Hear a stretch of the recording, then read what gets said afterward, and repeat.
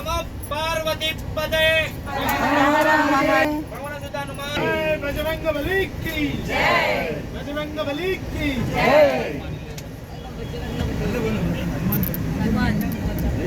Sir good morning ನಮಸ್ಕಾರ.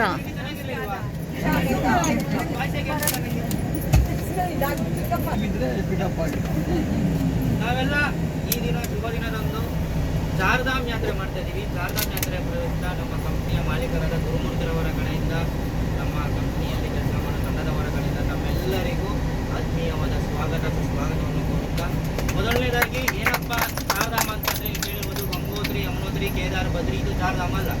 ಸತ್ಯಯುಗದಲ್ಲಿ ಉಟ್ಕೊಂಡಂಥ ಬದ್ರಿನಾಥ, ಅದಾದ ನಂತರ ತ್ರೇತಾಯುಗದಲ್ಲಿ ಉಟ್ಕೊಂಡಂಥ ರಾಮೇಶ್ವರಂ, ದ್ವಾಪರ ಯುಗದಲ್ಲಿ ಉಟ್ಕೊಂಡಂಥ ದ್ವಾರಕಾ, ಕಲಿಯುಗದಲ್ಲಿ ಉಟ್ಕೊಂಡಂಥ ಪೂರಿ ಜಗನ್ನಾಥ. ಈ ನಾಲ್ಕು ಧಾಮ ಅಂತೇಳಿ ಆದಿಗುರು ಶಂಕರಾಚಾರ್ಯರು ನಮಗೆ ತೋರಿಸ್ಕೊಟ್ಟಿದ್ದಾರೆ. ಅದೇ ರೀತಿಯಲ್ಲಿ ಈ ನಾವು ಹೋಗ್ತಾರೆ ಚಾರ್ಧಾಮ್, ಅದು ಉತ್ತರಾಖಂಡದ ಛೋಟಾ ಚಾರ್ಧಾಮ್, ಗಂಗೋತ್ರಿ, ಯಮುನೋತ್ರಿ, ಕೇದಾರ್, ಬದ್ರಿ. ಇದರಲ್ಲಿ ಮುಖ್ಯ ವಿಶೇಷತೆ ಏನಪ್ಪಾ ಅಂದರೆ ನಮಗೆ ಬರೋದು ಒಂದು ಜ್ಯೋತಿರ್ಲಿಂಗ ಬರುತ್ತೆ. ಯಾಕಂದರೆ ನಮಗೆ ಗೊತ್ತಿರೋ ಪ್ರಕಾರ ಏನಪ್ಪ ಅಂದರೆ 12 ಜ್ಯೋತಿರ್ಲಿಂಗ ಅಂತ. ಆದರೆ ಆದಿಗುರು ಶಂಕರಾಚಾರ್ಯರು ನಮ್ಮ ಭಾರತವನ್ನು ಪರ್ಯಟನೆ ಮಾಡಿ 108 ಜ್ಯೋತಿರ್ಲಿಂಗ ಇದೆ ಅಂತ ನಮಗೆ ತೋರಿಸ್ಕೊಂಡಿದ್ದಾರೆ. ಯಾವ ರೀತಿ ಅನ್ನೋದಾದರೆ 107 ಆಕಾಶ, 108 ಭೂಮಿ ಅಂತ. ಇದು 107, 108 ಅಂದರೆ ಮೊದಲನೇ ಜ್ಯೋತಿರ್ಲಿಂಗ ಬಂದು ನಮ್ಮ ನೈಮಿಷಾರಣ್ಯದಲ್ಲಿದೆ. ಅದರಲ್ಲಿ 12 ಯಾವುದಪ್ಪ ಅಂತ ನಾವು ಹುಡುಕ್ತಾ ಹೋದರೆ 12 ರಾಶಿಗಳು ನಿಮ್ಮಲ್ಲಿರುವುದು. ಕುಂಭ, ಮೇಷ, ವೃಷಭ, ಒಂದೊಂದು ರಾಶಿಗೆ ಅನುಗುಣವಾಗಿ ಒಂದೊಂದು ಜ್ಯೋತಿರ್ಲಿಂಗ ಮಾಡಿದ್ದಾರೆ. ಈ ನಾವು ಹೋಗುವಂಥ ಕೇದಾರನಾಥ ಬಂದು ಕುಂಭ ರಾಶಿ ಯಾರಿಗಿದೆ ಅವರಿಗೆ. ನಾವು ಕಾಶಿಗೆ ಹೋಗ್ತೀವಿ, ಕಾಶಿಗೆ ಹೋದರೆ ಧನುರ್ ರಾಶಿ. ಈ ರಾಶಿಗೆ ಅನುಗುಣವಾಗಿ ನಮಗೆ ಜ್ಯೋತಿರ್ಲಿಂಗ ಅಂತ ಮಾಡಿರೋದು. ಈ ಥರ ನಮಗೆ ಕೆಲವೊಂದನ್ನು ಮುಂದಿನ ದಿನಗಳಲ್ಲಿ ತಿಳ್ಕೊಂಡು ಹೋಗ್ಬೋದು. ಇವಾಗ ಯಾಕಪ್ಪ ನಾವು ಭಗೀರಥಿ ಮಹರ್ಷಿ ಬರ್ತಾರೆ, ನಮಗೆ ಹೇಳಿರ್ತಾರೆ ಹಿರಿಯರು, ತಪಸ್ಸನ್ನು ಮಾಡ್ತಾರೆ ಇದ್ರೆ ಭಗೀರಥಿ ಥರ ಮಾಡಬೇಕಪ್ಪ ಅಂತ. ತಪಸ್ಸು ಅನ್ನೋದು ಮಾಡಿದ್ರೆ ಭಾಗೀರಥಿ ಥರ ಮಾಡಬೇಕು ಅಂತಾರೆ. ಯಾಕೆ ಅಂದರೆ ದೇವಲೋಕದಿಂದ ಗಂಗೆಯನ್ನು ತರಿಸ್ಕೊಂಡು ಅವನು. ಅದರ ಕಥೆ ನಾವು ಮುಂದಿನ ದಿನಗಳಲ್ಲಿ ಕೇಳ್ಕೊಂತ, ಈಗ ನಾವು ನೆಕ್ಸ್ಟ್ ಹೋಗ್ತಾ ಇರ್ತಕ್ಕಂಥ ಜಾಗದ ಹೆಸರು ರಾಣಾ ಚೆಟ್ಟಿ. ಇದರಲ್ಲಿ ಟೋಟಲ್ 5 ಚೆಟ್ಟಿ ಬರುತ್ತೆ. ನಮ್ಗೆ ಯಾವ ರೀತಿ ಪಂಚಪ್ರಯಾಗ, ಪಂಚಭೂತ ಅಂತ ಬರುತ್ತೆ, ಅದೇ ರೀತಿ ಪಂಚ ಚೆಟ್ಟಿಗಳು: ರಾಣಾ ಚೆಟ್ಟಿ, ಹನುಮಾನ್ ಚೆಟ್ಟಿ, ಜಾನಕಿ ಚೆಟ್ಟಿ, ಫೂಲ್ ಚೆಟ್ಟಿ, ಹನುಮಾನ್ ಚೆಟ್ಟಿ. ಇದರಲ್ಲಿ ಮುಖ್ಯವಾಗಿ ಜಾನಕಿ ಚೆಟ್ಟಿ. ಏನು ಜಾನಕಿ ಚೆಟ್ಟಿ ಅಂತ ನಾವು ಹೇಳೋದ್ರೆ, ಈ 6 ತಿಂಗಳು ದೇವಸ್ಥಾನ ಗಂಗೋತ್ರಿ, ಯಮುನೋತ್ರಿ, ಕೇದಾರ್, ಬದ್ರಿ 4 ಕೂಡ 6 ತಿಂಗಳ ಮೇಲೆ ಕ್ಲೋಸ್ ಮಾಡ್ತಾರೆ.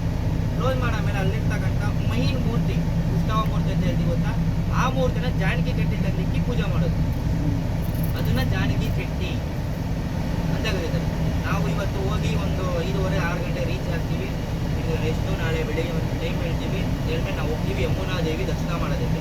ಯಮುನಾದೇವಿ ಸೂರ್ಯದೇವನ ಪುತ್ರಿ, ಯಮನ ತಂಗಿ. ಅದೇ ನಮಗೆ ಬಿಸಿನೀರು ಕುಂಡ ಇದೆ.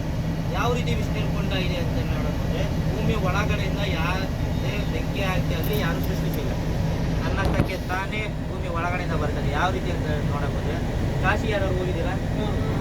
ಮಣಿಕರ್ಣಿಕಾ ಘಾಟ್ ನೋಡಿದ್ದೀರಾ? ಮಣಿಕರ್ಣಿಕಾ ಘಾಟಲ್ಲಿ ಅವಳು ಹೆಣ ಸುಡ್ತಾ ಇರ್ತಾರೆ. ಯಾಕೆ ಅಂತ ನೋಡೋದ್ರೆ, ಶಿವನ ಮಣಿ, ಪಾರ್ವತಿಯ ಕಂಠ 2 ಅಲ್ಲಿ ಬಿದ್ದ ಜಾಗ. ಅದು ಬಿದ್ದಾಗ ಶಿವ ಹುಡುಕ್ತಾನೆ ಭೂಮಿ ಒಳಗಡೆ, ಶಿವನಿಗೆ ಸಿಗುವುದಿಲ್ಲ. ಸಿಗದೇ ಇದ್ದಾಗ ಏನು ಮಾಡ್ತಾನೆ, ಭೂಮಿ ಒಳಗೆಲ್ಲ ಹೋಗಿ ಸಿಗದೇ ಇದ್ದಾಗ ಭೂಮಿಗೆ ಶಾಪ ಕೊಡ್ತಾನೆ. ನನ್ನ ಕೋಪ ಎಷ್ಟು ಉರಿಯುತ್ತಾ ನಿನ್ನ ಭೂಮಿ ಕೂಡ ಅಷ್ಟೇ ಉರಿಬೇಕು ಅಂತ ಹೇಳಿದಾಗ ಆತ ಏನು ಮಾಡ್ತಾನೆ, ಹೋದಾಗ ಎಂಟೈರ್ ಭೂಮಿ ಕೂಡ ಬಿಸಿನೀರು ಗುಬ್ಬೆಯಿಂದ ಬರುತ್ತೆ. ಉದಾಹರಣೆ ನಮ್ಮ ಕೇದಾರನಾಥ, ಗಂಗೋತ್ರಿ, ಯಮುನೋತ್ರಿ, ಬದ್ರಿ, ಶಿಮ್ಲಾ, ಕುಲು, ಮನಾಲಿಯಲ್ಲೂ ಕೂಡ ಬಿಸಿನೀರು ಗುಬ್ಬೆ ಇದೆ. ಯಾಕೆ 4 ಕಡೆ ಅಂತ ಹೇಳಿದೆ ಅಂದರೆ, ಇದೆಲ್ಲ ತಣ್ಣಗಿರೋ ಪ್ಲೇಸ್, ಫುಲ್ಲು ಕೋಲ್ಡೆಸ್ಟ್ ಪ್ಲೇಸ್. ಯಾವಾಗ ಕೂಡ ಐಸ್ ಬೀಳ್ತಾ ಇರುತ್ತೆ, ಅದು ಕೂಡ ತಣ್ಣಗಿರುತ್ತೆ. ಅದನ್ನು ಹುಡ್ಕೊಂಡು ಬ್ರಹ್ಮ ಮತ್ತು ವಿಷ್ಣು ಮಾತ್ರ ಮೊಸಳೆ ಮತ್ತು ಆಮೆ ರೂಪದಲ್ಲಿ ಬಂದು ಹುಡ್ಕೊಂಡು ಹೋದಾಗ ಅವ್ರಿಗೆ ಸಿಗದೇ ಇದ್ದಾಗ ಸಮುದ್ರ ನಾರಾಯಣ ಈ ಶಿವಲಿಂಗ ನನಗೆ ಸಿಕ್ಕಿದೆ, ನಾನು ಕೊಡೋದಿಲ್ಲ ಅಂತ ಹೇಳಿ ಬಂದಾಗ ಶಿವನ ಹತ್ರ ಬರ್ತಾರೆ. ನೋಡಪ್ಪ ನಿಮ್ಗೆ ಕಳ್ಕೊಂಡಿದ್ಯಾ, ಇಂಥವ್ರು ಸಿಕ್ಕಿದೆ, ಅವ್ರು ಕೊಡಲ್ಲ ಅಂತ ಹೇಳಿದಾಗ, ನಿಮ್ಗೆ ಕೊಟ್ಟಿರೋ ಶಾಪ ವಾಪಸ್ ತಗೋ ಅಂತ ಹೇಳಿದಾಗ ಶಿವ ತಗೊಳ್ಳಲ್ಲ. ಶಿವಾಗ ಸೇರಿ ಶಾಪ ಕೊಡೋದು ಮಾತು, ನಾನು ನಿಮ್ಗೆ ವರ ಕೊಡ್ತೀನಿ, ಸರಿ ಈ ಜಾಗದಲ್ಲಿ ನೀನು ಹೋಗ್ತಾನೋ ಈಗ ನನ್ನ ಹತ್ರ ಬರ್ತಾರೆ, ಮೋಕ್ಷ ಆಗ್ತದೆ ಅಂತ ಶಾಪ ಕೊಟ್ಟಾಗ ಈ ಭೂಮಿಗಳಲ್ಲಿ ಏನು ಉಳಿತಾ ಇತ್ತು ಸ್ವಲ್ಪ ಕಮ್ಮಿಯಾಗಿ ನೀರು ಮಾತ್ರ. ಅದೇ ರೀತಿಯಲ್ಲಿ ಯಮುನಾದೇವಿ ಕೂಡ ಅದೇ ರೀತಿ ಇದೆ. ನೀವು ಅಲ್ಲಿ ಹೋಗಿ ಪ್ರಸಾದ ಕೊಡ್ತಾರೆ, ಅಕ್ಕಿ ಅಥವಾ ಆಲೂಗಡ್ಡೆ. ಅಕ್ಕಿ ತಗೊಂಡೋಗಿ ನೀರಿಗೆ ಹಾಕಿದ್ರೆ 5 ನಿಮಿಷದ ಅನ್ನ ಹಾಕುತ್ತೆ. ಇದು ಯಮುನಾದೇವಿಯಲ್ಲಿರ್ತಕ್ಕಂಥ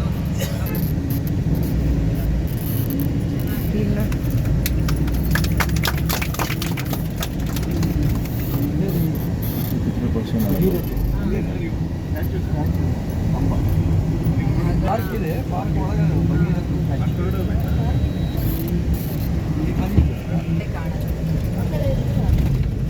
ರಿಜಿಸ್ಟ್ರೇಷನ್ ಕಾಪಿ